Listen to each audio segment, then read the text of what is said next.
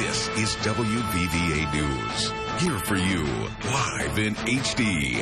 WVVA News at 6 starts now.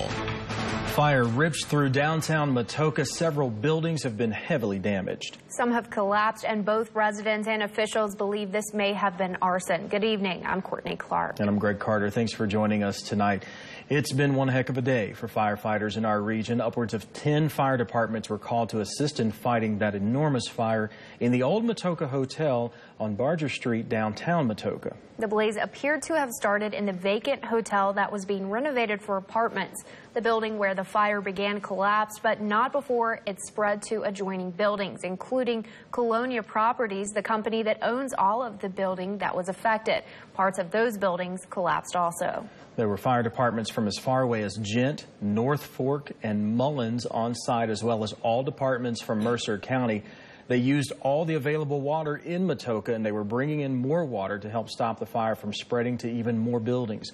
Matoaka Police Chief John Summers said that at this time it definitely looks suspicious.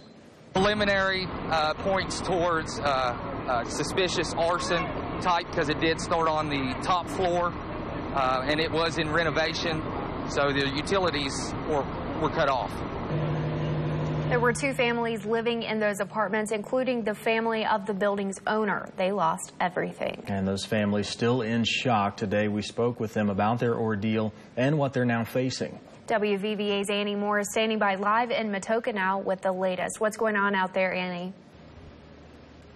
Courtney, Greg, a chaotic scene here in Matoaka tonight as firefighters continue to battle the elements.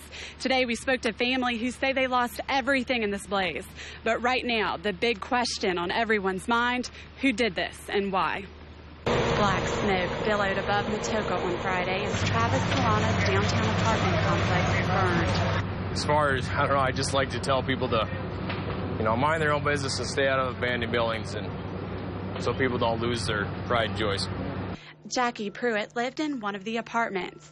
She just returned from Princeton when she made a startling discovery. When I got back, I had people message me and calling me and texting me and asking me if I was okay that my apartment building's on fire.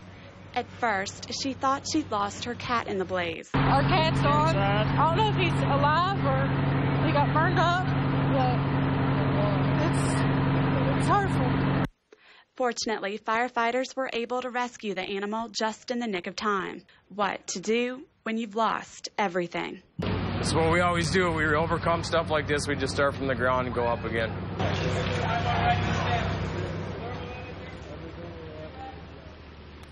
Courtney, Greg, we're going to be following this situation very closely throughout the evening, bringing you the very latest as it develops. Here for you in Matoaka, I'm Annie Moore, WVVA News.